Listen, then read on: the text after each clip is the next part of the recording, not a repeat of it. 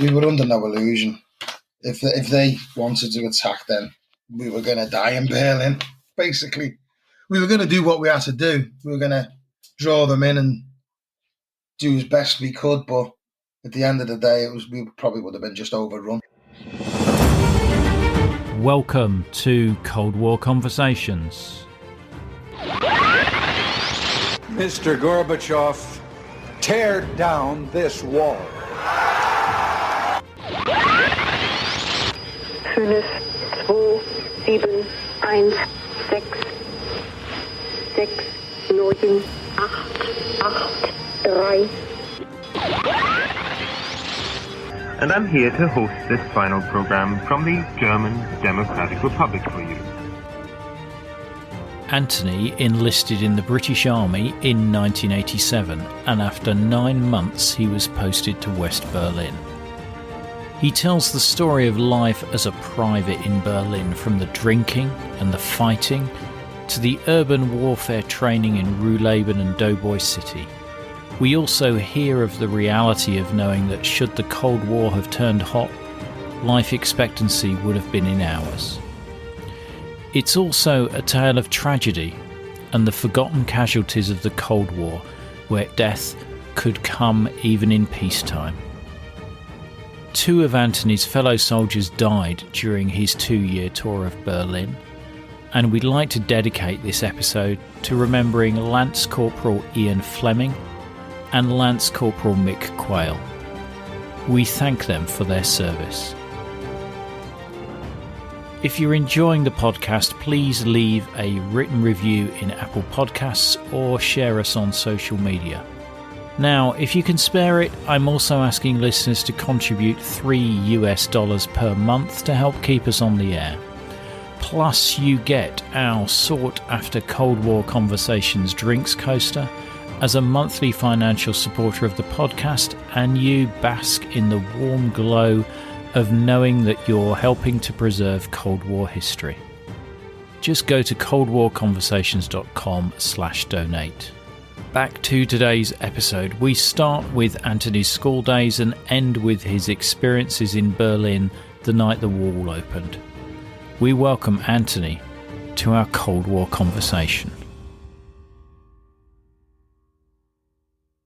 Well, I went to probably what you'd call a pretty strict Catholic school to begin with, which I didn't like. I didn't enjoy. I wasn't academically gifted in them days, so I sort of found my niche in sports. So I was in I was the captain of the cross country team. I was in the football team, the cricket team, the athletics team, and that's where I sort of made myself an equal, or more than an equal, to the rest of my friends, because in the classroom I wasn't that, as I say, I wasn't that gifted academically until I went to senior school, and then the teachers there had a lot more time for us. They weren't sort of driven by religion and stuff like that, which they were in the junior school. So I sort of made good progress academically in the senior school, and I started from being last in the class tests. I started to come in the top 3 because I started going to the library and reading. Started reading a lot when I was in senior school, which helped me a lot. And what was your favourite subject there? It was either history. I really enjoyed history. We've done 20th century history. Well, you're on the right podcast for that. Yeah, we've done the Russian Revolution. We've done the Second World War, the rise of Nazism in Germany, things like that. League of Nations, which I really found interesting. Right, and served probably with some good context to why you were in Berlin as well. Well, yeah, I mean, from history in school, I started to get a bit of an interest in that type of thing. And then when I went to Berlin, that was just stimulated more so with the East-West divide. And that's where I started to think about, or get an interest in, at least, the DDR. Yeah, and obviously when I left, I've read quite a few books as well regarding the DDR since I got out, because obviously the interest's still there, even now. did you do any jobs when you left school, or did you enlist straight into the army from school? Well, there wasn't a lot of work when I left school. I left school in 1982, and we were in the middle of a recession, so there wasn't really a lot out there. So what I used to do is used to travel up and down the country as a young man, looking for work, and then I joined the TA. Would you believe? And I went to a place called RAF Honington. I was in an engineer outfit, and they'd done this airfield damage repair. So they were different units were assigned to airfields in the UK, and our one was RAF Honington. So I used to go down there quite a lot because I didn't have any work in Liverpool. So they employed me for like months on end, and that's where I sort of enlisted. I started my enlistment down there in Bury St Edmunds because I thought I'm away from home. I wasn't getting the money wasn't that good. I'd have probably been better staying at home because I was just living, if you like. But I wanted to do something. I didn't want to just stay on the dole. And plus, all my friends were getting into trouble with the police and stuff. And I thought, I don't want to go down that track. So I thought, I need to get out of where I lived, really. So what age were you when you enlisted? I was 20 when I enlisted, so I was quite late on. But I was in the TA for a few years prior to that, which stood me in good stead, actually, when I actually joined the regulars. Because I knew a fair bit, you know. Yeah. So it wasn't such a shock to the system. No, then. It was. Do you know what? I took to it like a duck to water, and I've never ever really got homesick, even when I was away with the TA. It didn't really bother me being away. Right. And were your parents working or not? My dad was working. He worked for the council, and my mum was a cleaner. Right. Was this the time of Derek Hatton and what have you in Liverpool? He was around about that time. It was the militant tendency, but it was a little bit later than 82. It was in the 80s, right. but that, yeah. To your question, yeah, when I went away into the TA and stuff, yeah, it was the time of Derek Hatton and the miners' strike as well was going on. Oh yeah, yeah. So there was all kinds of upheaval, and I just wanted to get away from it. I wanted to do something with my life. I didn't want to just sit around and moan and complain. So what was your basic training like? It was 6 months. Yeah, 6 months of basic training in York. I loved it, believe it or not. Lots of people. I don't often hear that. Yeah, I absolutely loved it because I thrived on it. It was my thing. It's what I enjoyed doing. Even when we were allowed home, sometimes a weekend when I was doing my basic training, I never went home. I used to stay in York and, stay there, going drinking and having fun and stuff like that, and just go back to the barracks and get my head down. Yeah, and I guess with your sport as well, you were physically fit, so the endurance wasn't a problem for you. Anything that I come across, I always sort of passed, but with, not just passed it. I passed it, it was in like the top two or even coming first at stuff as well. And so then after the basic training, where are you posted to? Firstly, we were posted to Chester because where I done my training, it was King's Division. So there was 7 battalions that trained together as part of the King's Division. I think it was there was us, the King's Regiment. There was the Duke of Wellington, Green Howards, Irish Rangers, but there was no Irish Rangers there with us. Prince of Wales' own regiment of Yorkshire. God, who else was there? I can't remember the other ones. There was another 2. Don't worry, they'll forgive you. Yeah, sorry. And then obviously we all done the training together, and then when we passed out, we were all told, like, the Kings are going here, which our first posting was Chester, would you believe, for a couple of weeks. Right. Yeah. So were you expecting somewhere more exotic? No, we knew we were going to go to Chester because that's where the battalion were. They were actually at the time doing a short tour of Northern Ireland. So when we arrived, there wasn't a lot of them about. They were still coming back from Northern Ireland in dribs and drabs as such. Right. And those ones that were coming back from Northern Ireland, did they talk to you much about their experiences there? Like anything, when you're new, you sort of like the sprog, if you like. So Yeah. they're not as friendly at first. But do you know what? I'd settled in really quickly in the company that I was posted to, C Company. That wasn't too difficult. Can you tell me what your role was when you were posted to Chester? Yeah, I was in 8 Platoon C Company, and I was carrying the Carl Gustaf anti-tank 84mm. And nobody really wanted to carry that. So all the new guys used to get that when they came because it was really heavy.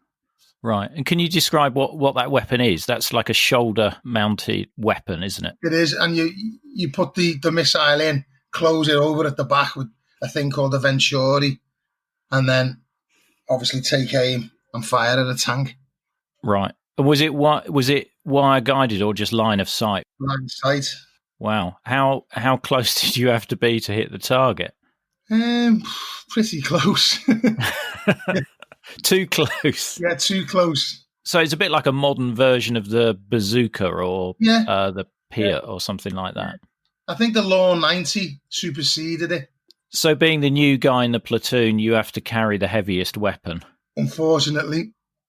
But then I landed lucky because I became the platoon commander's signaller. So, but when I say lucky, you had to run. You had to run everywhere. Wherever the platoon commander went, you went with the radio on your back. But you were always housed in somewhere nice and dry because the platoon commander didn't want to get wet.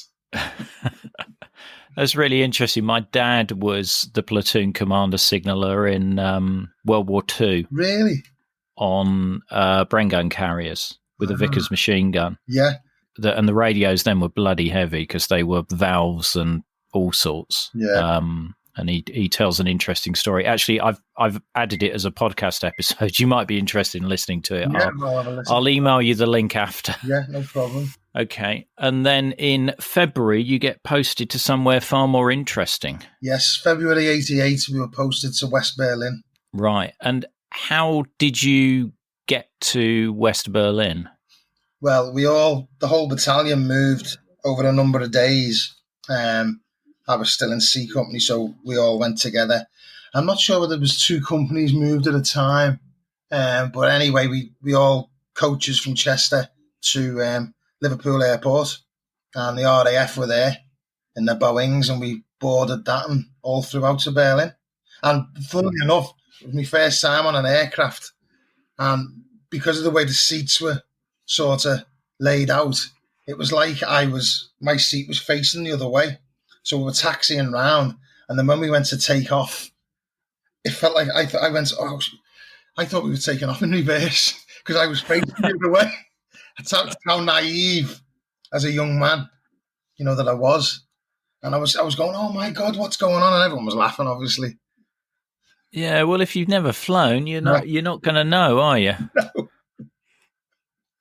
Embarrassing. Oh, not at all. Not at all. And which airport did you land at in Berlin? We landed at Tegel. And there was big, the bendy buses that they have over there. Oh, yeah. They were waiting for us outside, and we went straight through. Didn't go through customs or anything like that. Just went straight through onto the coaches, and they drove us to Wavell Barracks, which was in Spandau. Right. And you weren't carrying weapons, were you? Just had your... We were in civilians. Right. Yeah, civilian clothing. But it was an obvious RAF aircraft. Oh, yeah, it was all marked up with the little target thing on the... Yeah, the roundel That's on it. there. Yeah. Okay, and sounds like this was your first time in a foreign country. It was. How did you feel? I felt excited, but also apprehensive because I just didn't know what to expect. And were you briefed about Berlin and what your role was going to be in Berlin before you arrived? We had a small briefing, in Chester, but the main one came when we actually arrived, over the next few days. Right. They didn't want to worry you too much before you got there, presumably. True, yeah. So you get on the coaches and you're taken to Spandau, which is the Wavell Barracks. That's correct, right, isn't it? It was a joint Wavell Brook Barracks It was two barracks as one. So on the Brook side, when we arrived, the King's Own Scottish Borders were there. We shared the same camp, basically. We all went into the same NAFI. Although the NAFI had separate sides, it was part of the same building, part of the same complex. The two bars were separate, but the NAFI shop, we all used the same one. Right. And what was your first, the first things you noticed when you arrived in Spandau? How cold it was to begin with, because it was February. Yeah. In fact, it was snowing. Yeah, there was snow on the ground. And I always remember the smell, this pungent smell of like fuel, like diesel type smell, which I later found out was the fumes from the east, from the Trabants, the fuel that they use there. But it always sticks in my mind, that smell. Yeah. Yeah. It's funny that, because I think smells sort of are more memorable to people, or they bring back stronger memories in some way. Yeah, true. So, would you presumably have to stow your kit and what have you? What do you do on that first night? But the first night, funnily enough, they actually let us go out. Normally, you would be confined to camp, but we all went to the pay office and we all were allowed to sign out 50 Deutschmark. Now, at the time, it was about 3.5 Deutschmark to the pound. So we got 50 Deutschmark. Offhand, I can't work out how much that is right now. But we all went out into Spandau and we had a couple of drinks, and then we got a bus into the city centre. And believe it or not, we went into an Irish bar and we had a few drinks in there. And then we thought, we'll go back. It was quite expensive, we thought, in the city itself. So we went back to Spandau and we had a few more drinks there, and then we went back to camp then. Right. And what did you make of that first glimpse of the city centre? I was blown away by it, to be honest with you, because you've got what we used to call the Blue Church. The ruined one. Yeah, I can't even remember the proper name of it now. The Kaiser Wilhelm Church, I think. Yeah. Yeah. And all the buildings, really, they were the things that really struck me. And the big wide boulevards that you drove down, really, they made an impression on me too. Yeah. Yeah. Yeah. And did you go into the centre on public transport? Oh, yeah, yeah. Because I think you service people travelled free, didn't they, in Berlin? The British ones didn't. The Americans did. Oh, really? Really, but we had to pay. Why? God, that doesn't seem fair. They got free transport and we paid. Right. Next American serviceman or service person I have on that served in Berlin, I'll ask them about that. Yeah. That's shocking. Exactly. That's what we thought at the time. God, dear. I didn't know that. Yeah. So I think most units, when they arrive in Berlin, they're sort of taken on an acclimatization tour. Is that what happened to you the next day? Yeah, and it was fantastic. Really enjoyed it. I guess with your interest in history, it was sort of like seeing stuff that you'd possibly seen in textbooks, in real life. Yeah, I was blown away by it. They even took us into the East itself, and we watched the changing of the guard. Is it the New Wach? Is it? The watch house. Yeah, and that was just the guys that done that. They were massive. They were tall. They obviously were picked specifically for that job, and they just marched out, changed the guard, and then stood absolutely rigid still, and it was really impressive. That. Yeah. What did you sort of make? Because here was sort of like the opportunity for you to see, who you potentially be fighting face to face. It was frightening, I must say, because obviously these guys were big, looked athletically built. We were only little young men, Yeah, and the whole uniform and the marching style as well. was Yeah, very impressive. yeah, quite aggressive. But I noticed as well the uniforms were similar to the Wehrmacht as well, which surprised me because I wasn't expecting that at all.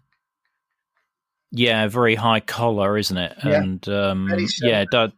it does look similar. And also that marching style, which I think was based on a Russian marching style rather than a sort of Prussian Yeah, goose step, or yeah. that's what I've heard anyway.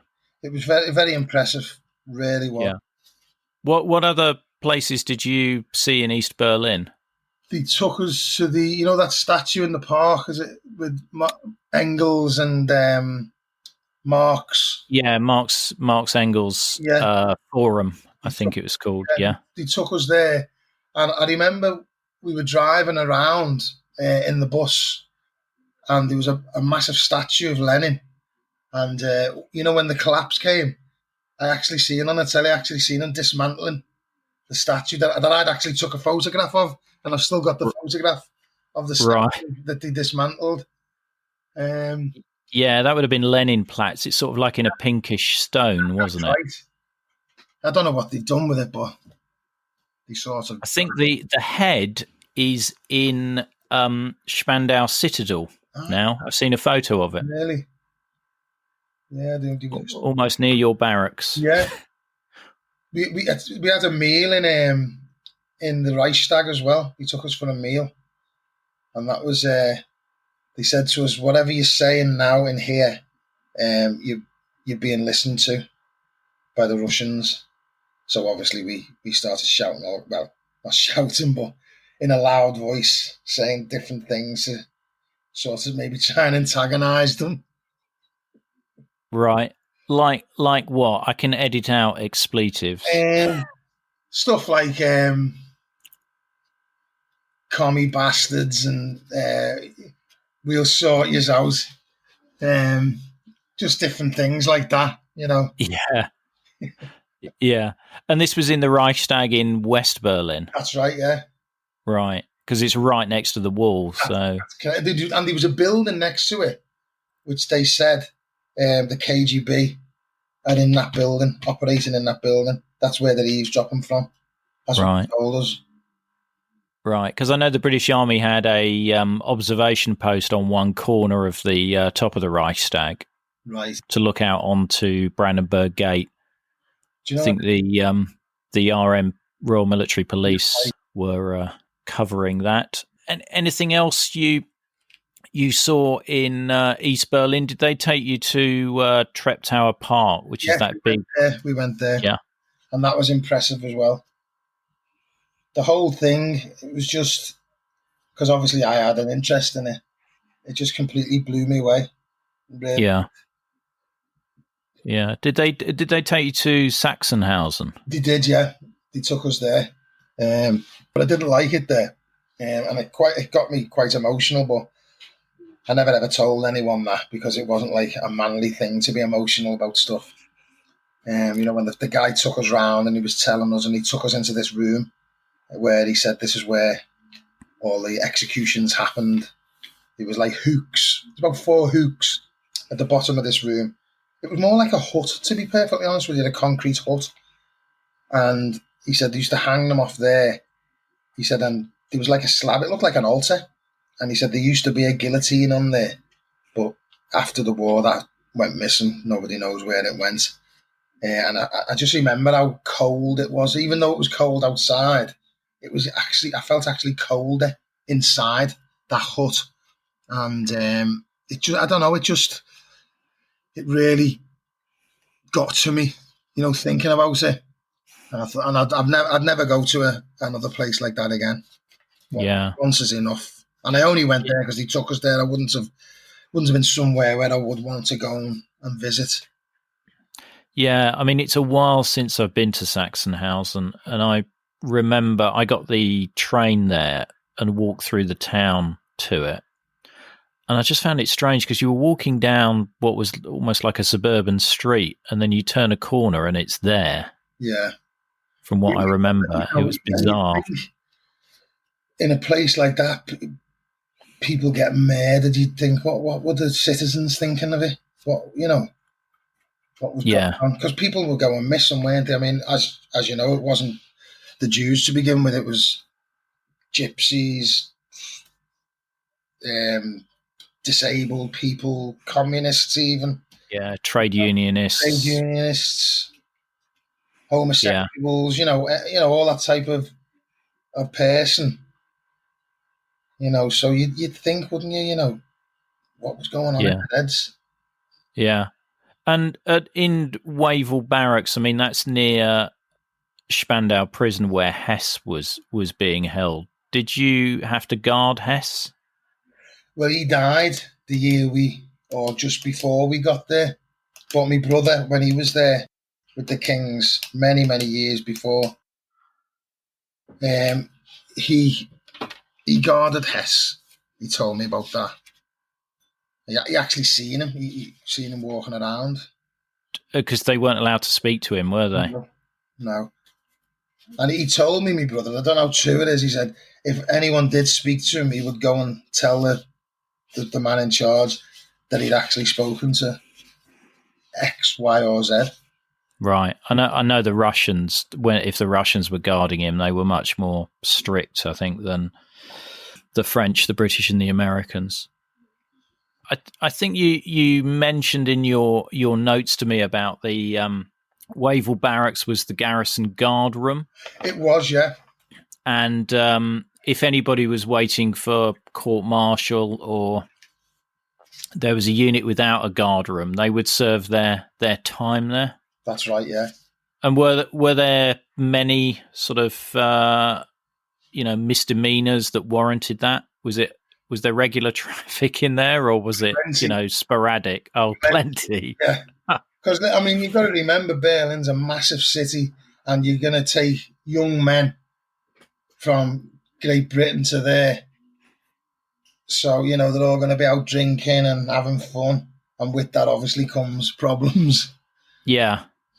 So was it mainly fighting and drunkenness and things like that? Yeah, fighting and drunkenness. Apart from one guy who I met when I'd done one of my many incarcerations in the guard room myself.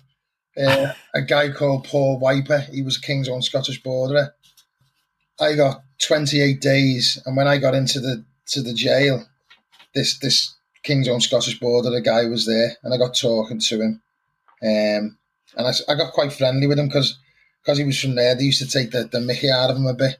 So I thought I'll look after him. If I was in his shoes, I'd hope to think that someone would do the same for me. So I used to talk to him quite a bit, and I found out that he'd smuggled 2 East German women from East Berlin into West Berlin, and obviously he got caught. They didn't get caught. What happened was he used to go to East Berlin with his wife every other week. And his wife was German. Paul spoke fluent German.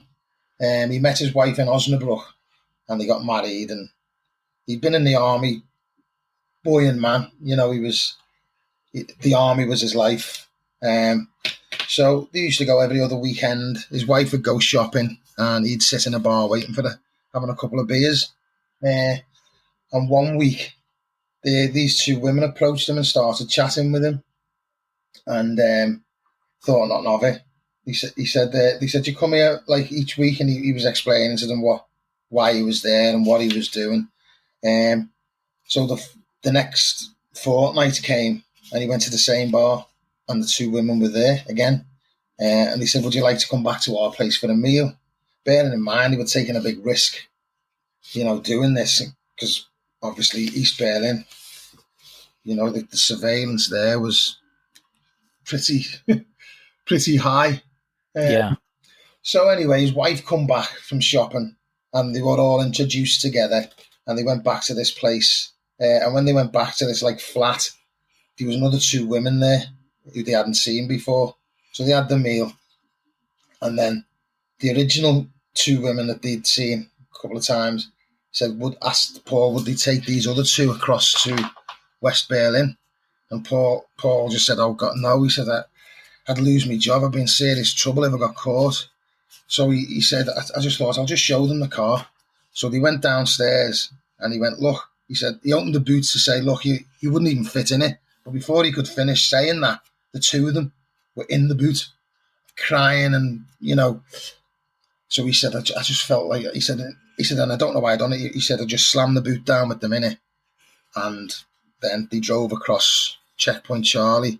Luckily, there was only the Grens trooping on then, because if the Russians were on, they could have actually searched the vehicle.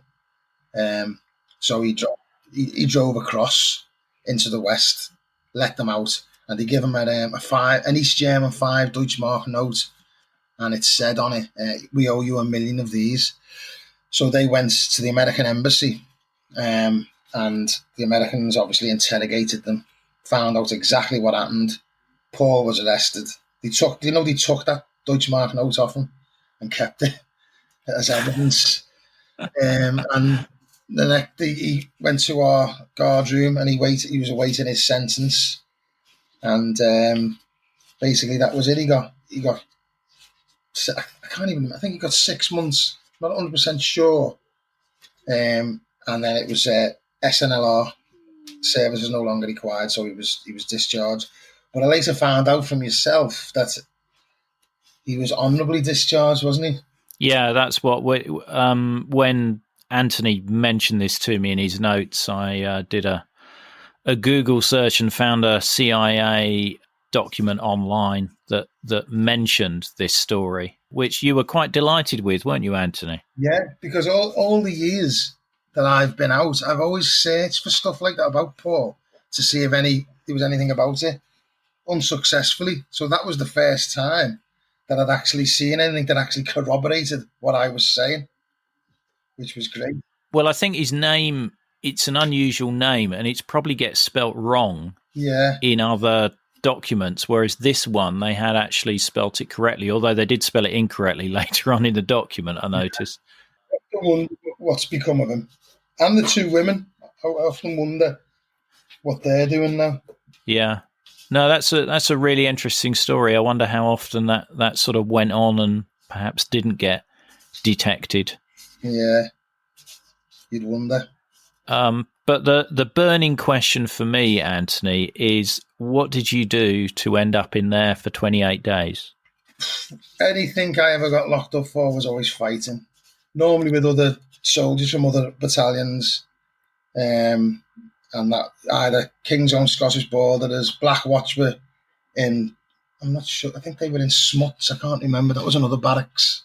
They were part of the Infantry Brigade, Berlin. And then when the light infantry come, we were fighting with them. So that's basically, I was always getting locked up for that. Yeah, and was there any rivalry between the various different nations as well? Were there... The Americans, yeah. We were always having fights with them as well.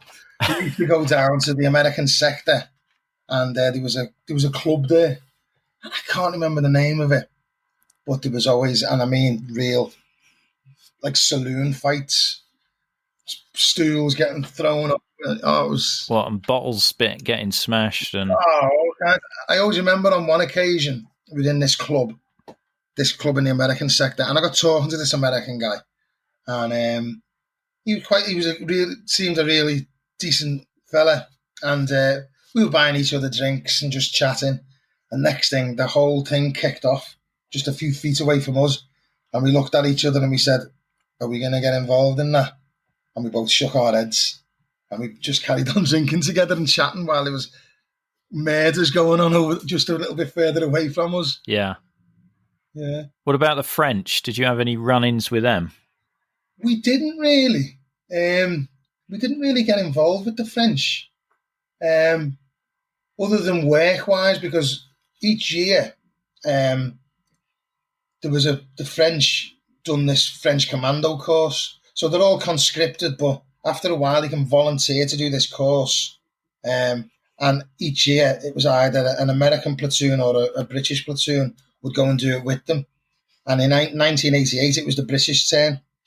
So they picked a platoon that I was in, and we went and we lived with them in their camp, done everything that the French done. and done this course. And what was that like living with the French? It was really interesting. I enjoyed it. Why was it interesting? It was just a different way of life that I'd never, even down to the cookhouse, the food, the setup, the work that we were doing there was good as well. It was interesting. And when we used to go out on runs with them, you know, the way the French sing. Well, it was like we were singing with them. It was fantastic. Yeah. And what was their food better than yours then?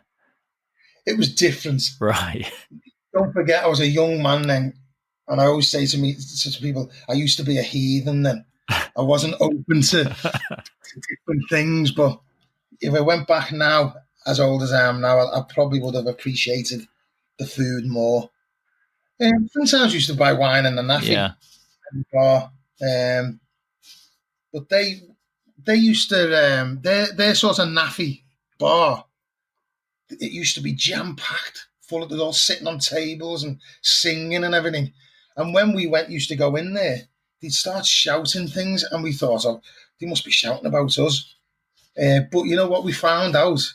They were actually shouting how many days they had left in the army. So every now and again, one of them would shout out in French, I've got 130 days left and I'm going home. Because don't forget, they were conscripted, weren't they? Yeah. So that's what that was. It was pretty raucous in their bars. And what was the work you were doing with them? You were training with them, were you? Yeah, it was all geared up towards, everything you'd done was high up. Assault courses, you were bloody way up. Anti-tank warfare you'd done. Mainly, counterinsurgency, things like that. But it was really interesting. Right. And we'd go abseiling and rock climbing and stuff like that. A lot of it was all geared up towards that. Unarmed combat, we'd done that as well, more extensively than we ever did with in the British Army, which was good. Right. And this was sort of, and we probably haven't come to this, but your role in Berlin was really to just try and hold up and keep the Soviets and the East Germans occupied as long as possible if they decided to attack West Berlin. That's correct, yeah. Because their plan was to go across Western Europe as quickly as possible, whereas ours was to stop them doing that by drawing them into Berlin. Because in that sort of theatre, it's really difficult for someone attacking a city to be successful. The defender in a fibula environment always has the upper hand. Yeah, and when you say fibula, that is fighting in a built-up area, I believe. It is, but I think they've changed the term now. I'm not too sure, but that's what it used to be called. But it was tough. It was hard going. So what was that training like? Because I think the British had a exercise area at Ruhleben, and the Americans had Dough Boy City, didn't they? Yeah, we used to call it Dough Boy City. Oh, I really like that. So we went on exercise. We either went to Ruhleben, or we said, we're going to Dough Boy City next week. Oh, that's the highlight of the episode, that one. And, those training exercises, was it in house clearing and, all of that side of things? Yeah, that's exactly what it was. And we'd defend like particular areas, houses, and normally the enemy was either the King's Own Scottish Borderers or the Black Watch, and that was just like a proper Barney, if you like. Once we come together, once they were attacking the house, and if they got in or whatever, it'd be a proper fist fight with them. So it would be sort of like a rerun of the previous night in the bar. Yeah, but legally you could do it and not get locked up. Oh dear! And I always remember we done enemy once for an American company of men. They were called the Widowmakers, and they sent us a plaque after it, and the plaque was up in the sergeant's mess, and underneath it said, we've never met so many aggressive small men in our lives. That's what they do. They loved us. They absolutely loved us. Oh, brilliant. That's brilliant. And the Ruhleben one had a sort of simulated S-bomb station in it or something, didn't it? Right. Yeah, with a train on it. Yeah. There was actually a train there. Yeah. And sorry, go on. Sorry, no, go ahead. People want to hear from you, not me. And we actually, in that place, Ruhleben, we actually done a little bit of Northern Ireland training, because that's where we went after Berlin, West Berlin. So that was utilised for that as well, because with it being like a city, you know, it was set out like a town in Northern Ireland, and we used to patrol it and get involved in riots and stuff like that just before we left Berlin. Right.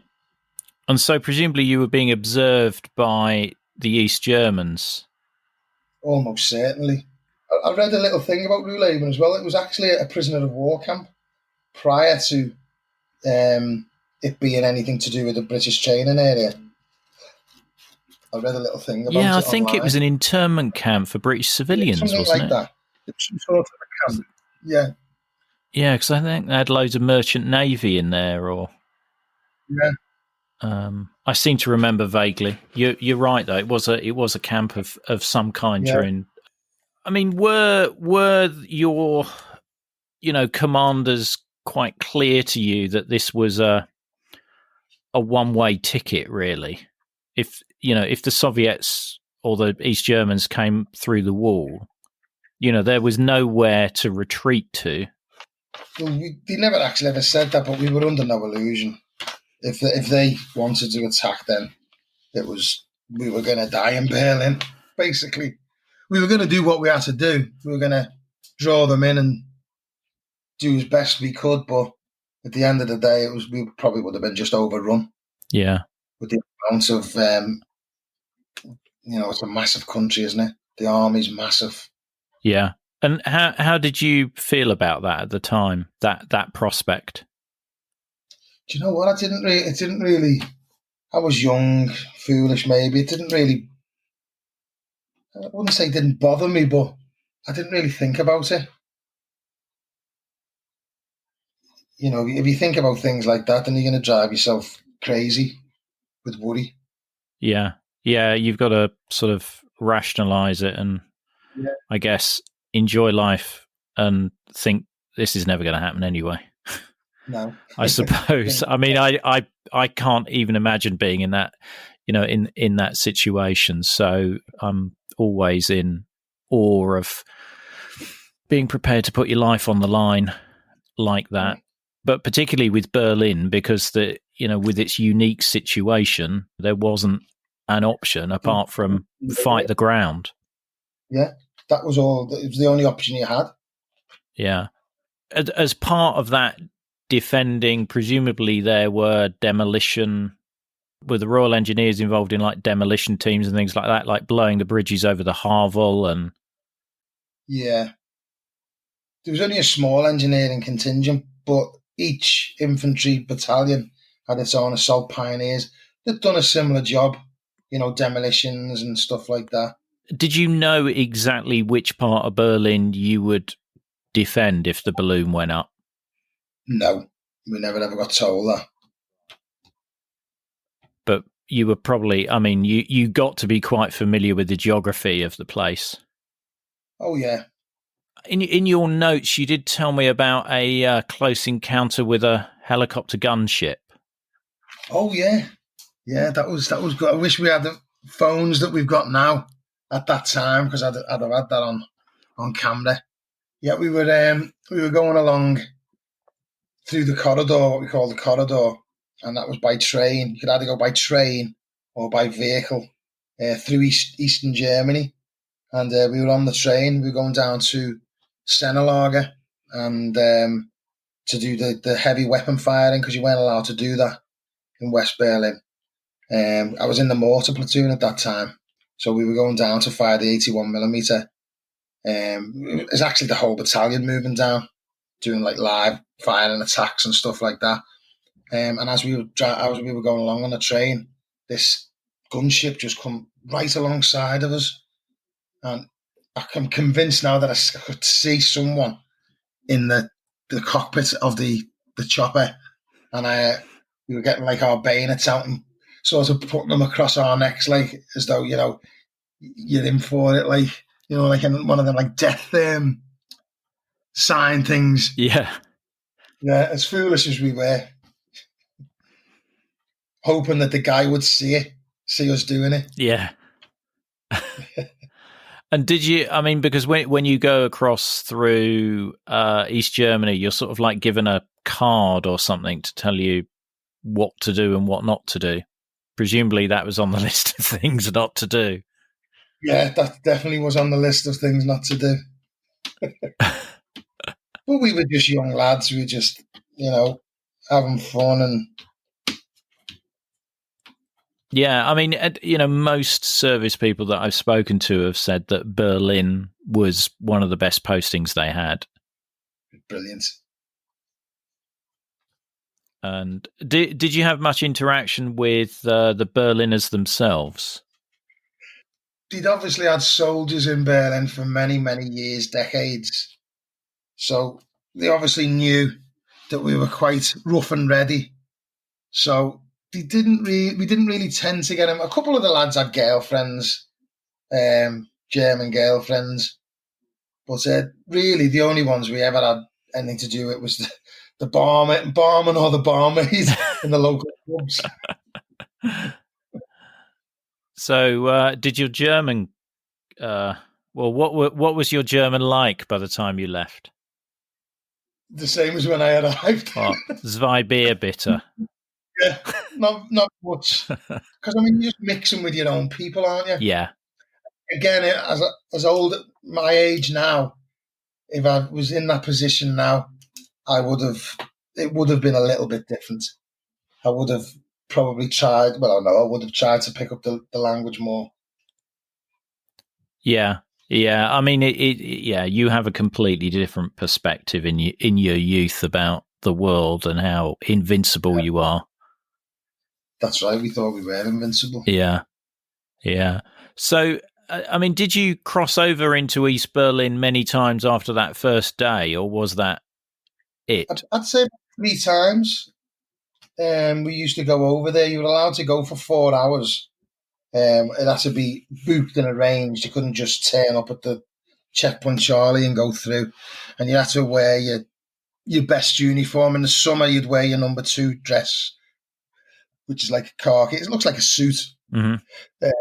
Forage cap. In the summer, you wore barrack dress, shirt sleeve order, which was your barrack shirt, your barrack trousers, boots, your forage cap. Quite smart, actually, both uniforms. And you go over for 4 hours. You'd have to have a senior NCO or an officer with you as being in charge of the group, unless you were the married ones could go, with their wives over there. They didn't have to go, with a senior NCO or anything like that. Yeah. And then we'd go through checkpoint Charlie. They'd count the heads in the minibus and then check the ID cards. And then we'd go through and we'd do the same as what we did in West Berlin, go to the nearest bar. Right. Which was interesting. Because, I mean, when we used to go over there, I remember on one occasion, we were getting 11 East German mark to 1 West German. And obviously it was 3.5 West German to £1. So I couldn't even begin to work out how much that was in sterling. So whatever bar we were in, we would buy the whole bar a drink. Whenever anyone went to the bar, it'd be around for whoever was, even all the East Germans, whoever was in there, we'd buy a drink. And then we go to this cocktail bar. It was called the Stats. It was in a building called the Stats. And if my memory serves me right, it was on Alexanderplatz. And we'd go up there and we'd be drinking what they call champagne cocktails. And we'd get quite inebriated in there. When you were buying those rounds for the East Germans, were they friendly, or how did they react to that? they were always polite. Well, they were always polite, if you like. Thank you, and like smile at you and stuff like that. But the thing is, I mean, there was probably people in that bar watching them, Yeah. so they'd have to be careful. Yeah, well, particularly that area around Alexanderplatz is sort of prime territory where most Western visitors sort of end up. Yeah. Now, your tour was 2 years, wasn't it? I think That's right. Yeah. Right, Yeah. and your last day or your last visit to East Berlin was somewhat eventful, I was going to say. Yeah, Do you want to just take me through that? Yeah, we went over we all decided to go, and we had this new officer, Lieutenant Burke, he was called, but we used to call him Lieutenant Right Bleeding. Obviously. British Army humour, unbeatable. Do you know what?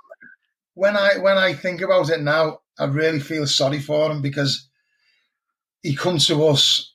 He was only a young lad, and we were like hairy arse soldiers, hell bent on having fun. And they put him in charge of the group that went over there, and it was he just didn't have any control whatsoever, and we got absolutely bevied. And we were marching through Alexanderplatz with our hats on, back to front, goose stepping. And there's actually photographs of all these Chinese people taking photographs of us as we were doing it. Eventually, someone must have called the RMP. The RMP come through, escorted us out of East Berlin. And as we were going through Checkpoint Charlie, the border guards were there, and we were all pulling moonies out the window to them. So they took us straight back to camp, and we were confined to camp then. There were 7 of us. We were called the Magnificent Seven. 7 of us. And we had to go in front of the RSM on Monday morning. And that wasn't a pleasant experience. He was going absolutely mad. I understand you were subsequently banned from setting foot on East Berlin soil again. We were gutted as well, because we liked going over there. Right. Well, yeah, and your money went a lot further. A lot further. Did you have to serve time in the glass house for that one? Funnily enough, no. He just gave us a real dressing down, the RSM. And I was the oldest one out of them all. And he said to me, "And you're an old man. You should know better." So from then on, I was known as the old fella. Yeah, the name stuck. I think he thought that we were confined to camp for the weekend of coming back on the Friday. I think he must have thought that'll do them, and they're not going back again. So yeah. I mean, in your notes, you mention about a couple of men on that tour who didn't come back, and the reason I wanted to mention that is I think some people consider the Cold War obviously never turned hot, but there were casualties in exercises, and sadly one of the men that you mentioned had died through suicide as well. I think that's I think I just found that tragic. Yeah, it was at the time. Yeah, we got one lad, Fleming. He was in on exercise, and he was in the Fox, and everyone knows like the Fox is top heavy and it's liable to tip over, and that's what happened to Fleming when it tipped over, and it crushed him, and he lost his life there. It was actually down in West Germany that on exercise, and then a lad, Mick Quayle, God rest his soul, he took his own life. He was they were on guard in British Military Hospital, and I wasn't on guard at the time with them. A couple of my friends were there. Mick Chong, who I think you've been in touch with, he won one of your books. He was on guard at the time, and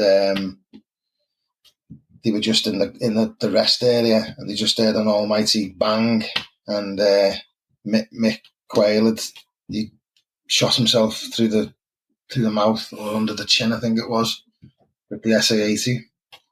Took his own life. Very, very. I appreciate you that with us, and it does, make you, makes you pause and makes you think. So you left before the wall opened? No, we were there right the way through all that. We left in 1990, February 1990. So we were there, and I remember going down in what we called into the zone, which was West Germany, on an exercise. And funnily enough, we were talking about, the Berlin Wall and stuff like that. And I remember saying, that'll never come down in our lifetime. And then when we were travelling back after being on exercise, there was all kinds of rumours saying something's going on in East Berlin. There's crowds gathering. And then we got back to West Berlin to our barracks. And then we found out that they were opening. I'm not sure what night it was. Was it the 9th of November? Yeah, it was the night of the 9th. Yeah, so we went down on the 10th because we found out about it. But we were told under no circumstances can anyone go anywhere near it. What we thought, we're not going to miss this. So we had a few drinks in the naffy, and we got the train down towards the wall. And we went down there, and it was just the 17th of June, Strasse. It was just bumper to bumper of Trabants. And it was brilliant. And everyone was laughing and hugging, and it was fantastic. And we got drunk again like we always did. It was absolutely brilliant. But no fights that night. Sorry? No fights that night. No, it was all jovial. It was all celebratory. That must have been a hell of a party, that, then. Oh, it was. I've actually got photographs. I've got my piece of Berlin Wall that started off quite big, but it's gradually gone smaller because people said, "Oh, can I have a piece?" So, okay, so I'll chop a piece off and give them some. So I'm going to have to keep what's left now. I've got one more person who I'm going to give a piece to. We made him work. So when he gets his new house, I said, I'm going to put it on a wooden block for you, and I'm going to put an inscription. And you can have that, and then that'll be it. Then no one else is getting any. So you were at the wall near Brandenburg Gate where it's at its widest. Yeah. You've seen them all coming through, all laughing and hugging and stuff. And we were just at the bars in the area. We were in and out of them, having a laugh with all these German people. Right. So did you move down towards Checkpoint Charlie round that way as well? Yeah. Yeah. It was absolutely fantastic. Yeah. I just feel like I was privileged to see that. Well, you were. I mean, you saw one of the most momentous occasions in, 20th century history. Yeah, it was, as I say, a month before we said that'll never come down. Never. Yeah. And so you were there through to 1990, I think you said. Yeah, February 90. Right. So before the the reunification, and by the time you left, presumably there were big gaps in the wall by then. Yeah, you could just walk down there. I know a couple of the lads went across, and they weren't supposed to, because I think it was still pretty much risky to do that. But I know of a couple of lads who I won't mention the name. Yeah, don't worry. They sneaked across and was just walking around on the other side. Yeah. Because I've seen various pictures of people talking to the border guards and things like that, where almost overnight they were suddenly ultra friendly. Yeah. And also, do you know, there was a guy, Lieutenant Colonel Harold Jaeger. He was a Stasi guy, and he was the one who gave sort of the final order to open the wall at Checkpoint Charlie. I went to a talk he was giving a talk in Liverpool University Right. about 6 or 7 years ago, and I seen it in the local paper that he was going to be there. And my mate in work, he said, "Do you want to go?" So I said, "Okay." So you had to book, you had to put your name down online, and we went and we listened to his talk. And I actually got a photograph took, shaking his hand. Oh, I'd love to see that. I was going to ask whether you introduced yourself to him. Yeah, we did. I'll have to dig it out though. Brilliant. What did he say? He didn't say a lot. I just said, I was there on the night, and he said, "Oh, very good, very." His English wasn't that good because he was doing his talk through an interpreter, so he sort of distanced himself from anything. He was basically talking about his family, his life, his job, the fact his family got an education there and stuff like that. Yeah. They lived quite a decent life, but he sort of skirted around the questions that were asked about the border and whether he shot at escapees or anything like that. Yeah. Yeah, the questions you would like an answer on. Well, yeah. Yeah. And I suppose he would put that to the back of his head, back of his mind. He doesn't really want to, like anyone really, you don't really want to maybe admit that what you did was...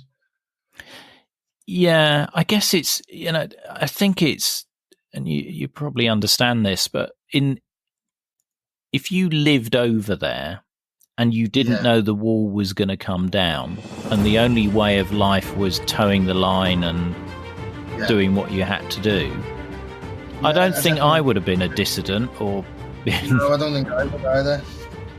I tried that and got locked up loads of times in the office. It doesn't work. And we have further photos, videos and information on this episode in our show notes, which will show as a link in your podcast app. Don't forget, if you'd like to get one of those Cold War Conversations coasters, help keep us on the air, then head over to coldwarconversations.com/donate. And if you can't wait for the next episode, do visit our Facebook discussion group where listeners just like you continue the Cold War conversation. Just search for Cold War Conversations in Facebook. Thank you very much for listening. It is really appreciated. Goodbye.